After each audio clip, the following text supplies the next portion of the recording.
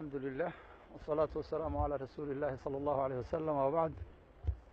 marka hore waxaan leeyahay inna lillahi wa inna ilayhi raaji'uun waxa meeshan ka dhacay waa musiibo aad u weyn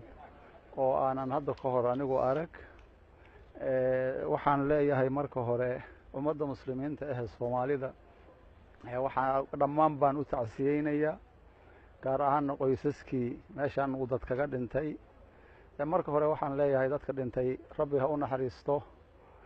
ilaahay jannaha geeyo inta dhaawacanna waxaan leeyahay ilaahay ha caafiyo inta oo qaraabadooda iyaguna la oo aan hadda nolol geeri lagu ogeyn ilaahay waxaan su'aalanaynaa bi asmaa'ihi wa sifaatihi iyagoo nool fiican in la helo dadka hantida ay kaga burburtay waxaan leeyahay ilaahay hantidiina bedel degdeg ah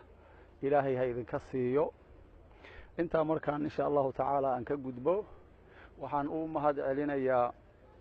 dhibkaan markuu dhacay dadkii gurmaday Soomaalida la hoogeylkooda la gurmaday oo dadku walaalahooda u soo gurmaday oo dhiiga u shubay oo waxa weeye dawo u keenay waxay heli karaan basiyay iyaguna waan u mahad celinaynaa jazaakumullahu khayr baan leenahay waxaan ugu horeeyay Soomaalida markii la soo dhaafo dawladda Turkiga jazaakumullahu khayr inay diyaarad iyo gurmad iyo dhakhaatiirba soo direen baan maqalnay waxaan rajaynaynaa dawladaha kale oo muslimiinta inay ku daydaan oo iyaguna sidaas oo kale ay yeelaan insha Allah ta'ala taas markaan ka gudbo hadee waxa meeshan ka dhacay waa wax oo wuxuushnimo ah diin iyo aqli iyo wax aqliga saliimka iska dhaafay kan jiran hataa uu aqbali karo ma ahan waxaan oo kale ragga samaynayo waxaan dhihi lahaa anigu taqriiban runtii muddo aad u dheer ka hor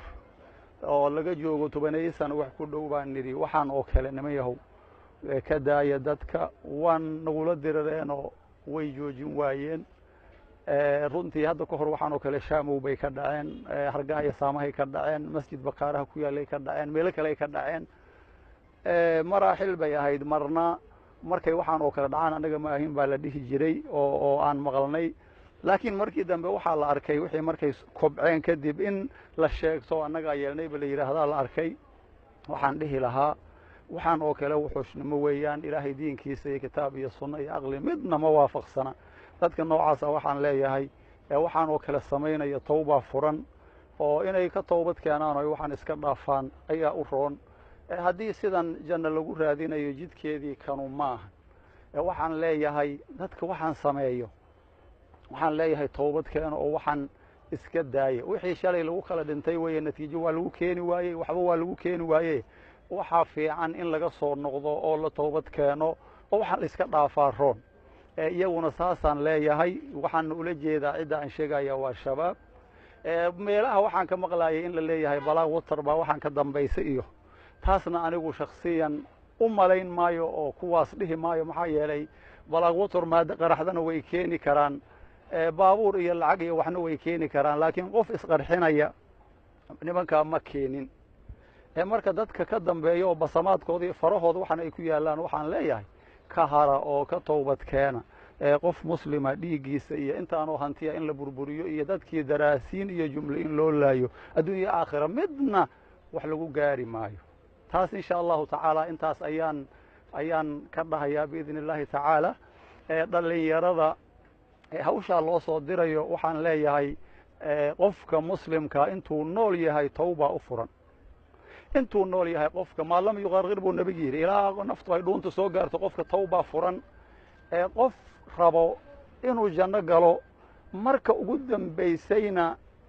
boqolaal nafsahay u qaatay qofka masiirkiisu ma hagaagsana waxaan leeyahay yaan been la idin sheegine sidan oo kale in wax lagu dad la yeelo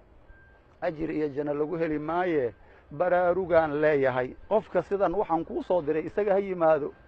ilmihiisana ha soo diro hadduu isagu iman waayo ilmihiisana soo diri waayey adna ilmadadaw baa tahay aabaha iyo hooyadaaba waxaan ka naxaye waxaan leeyahay adigu xataa haddaad waxba isku fali weysay waxaan leeyahay tawba furano ha laga soo laabto intan ha laga soo laabtaan leeyahay waxba lagu gaari waayay ha laga soo laabto wajazaakumullahu khayr